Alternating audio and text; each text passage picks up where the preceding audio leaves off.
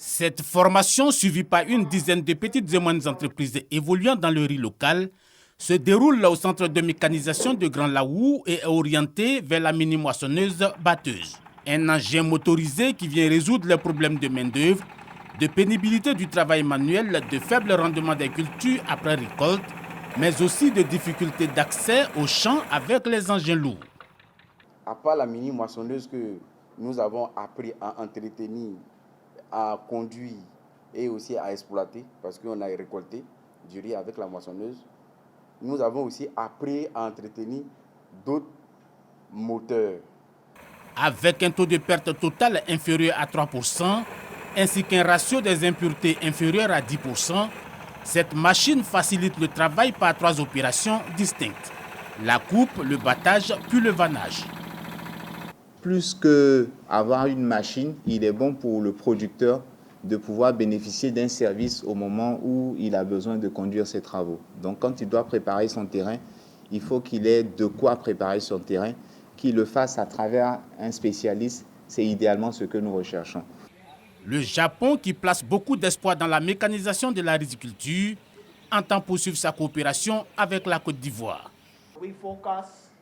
Nous sommes focalisés sur la production de riz pour que la population puisse bénéficier du riz de bonne qualité tout le temps. Donc ce qui est important, c'est d'avoir des semences de bonne qualité et aussi une bonne irrigation. Mais l'aspect principal, c'est la mécanisation et c'est cet aspect qui nous réunit ici aujourd'hui au niveau de la conduite de la mini-moissonneuse batteuse.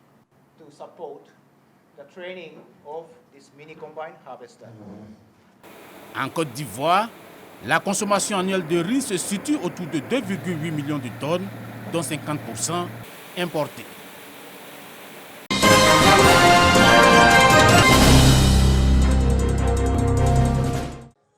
« 1991-2021. Cela fait exactement 30 ans que Save the Children, une organisation internationale de promotion et de protection des droits de l'enfant, a implanté ses représentations en Côte d'Ivoire. Des décennies marquées par plusieurs projets réalisés en faveur des populations. Des réalisations peu méconnues du grand public, faute d'informations sur ces programmes et projets. D'où une journée portes ouvertes dans les villes abritant les bureaux régionaux, dont Bouaké. Nous avons des programmes que nous mettons en œuvre. Nous avons des programmes pour la santé et la nutrition. Nous avons des programmes pour l'éducation. Nous avons des programmes pour la gouvernance et les droits des enfants. Et nous avons des programmes pour la protection des enfants. Save the Children International est l'une des plus grandes organisations de défense des droits des enfants, qui a été créée depuis 1919 et qui travaille à travers plus de 120 pays dans le monde. En Côte d'Ivoire, l'organisation a travaillé à partir de l'urgence créée par la guerre au Libéria. Dans le domaine de la santé, nous mettons l'accent sur les 5 premières années de l'enfant, donc pour que l'enfant ait accès à des soins de santé de qualité.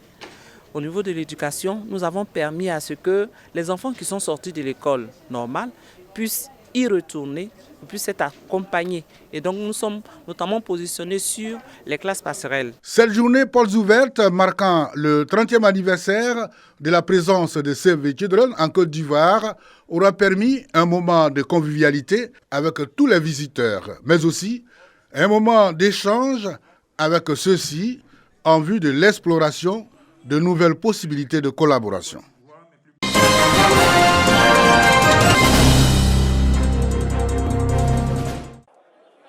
Selon le Centre national de transfusion sanguine, le don de sang connaît une baisse de 70% depuis l'avènement de la crise sanitaire en Côte d'Ivoire. Conséquence, de nombreux morts sont enregistrés dans les hôpitaux par manque de sang et de produits sanguins. Pour soutenir le CNTS, a toujours sauvé des vies, le COSIM, Conseil supérieur des imams de Côte d'Ivoire, section Bouaké, a initié des séances de don de sang dans les mosquées. C'est dans cette optique que l'association Ansardine Côte d'Ivoire organise une opération don de sang. Les mosquées de Bouaké, ils ont organisé ces dons-là. Donc aujourd'hui, c'est notre tour. On a dit aux fidèles et tous sont venus massivement depuis 7 heures et tous étaient ici. Donc ils ont donné le sang. Vraiment, on les remercie tous. On remercie le grand imam qui a pris ces initiatives. Pour ces musulmans, l'islam prône l'amour du prochain, la solidarité et le partage. En donnant un peu de son sang pour sauver des vies, répond à mettre en pratique ces vertus cardinales de la foi islamique. Nous invitons tous les musulmans qui se portent bien à bien vouloir donner de leur sang pour sauver des vies dans nos centres de santé, dans nos différents CHU. Il faut dire qu'aujourd'hui, dans la région du Bécaye, même en Côte d'Ivoire, il y a franchement insuffisant de sang. Tout en félicitant le COSIM pour cet engagement, les responsables du CNTS encouragent d'autres structures à suivre l'exemple. Toutes les associations devaient se pencher sur cette problématique de la disponibilité de sang parce qu'en réalité, il ne faut pas l'oublier, le sang il ne se fabrique pas. C'est toujours la main tendue d'une tierce personne qui permet de lever le malade sur son lit d'hôpital et de pouvoir rendre la joie à ses familles. Le sang joue un rôle vital dans l'organisme. Il irrigue et oxygène les organes et les débarrasse des déchets. Le sang protège l'organisme des agents pathogènes.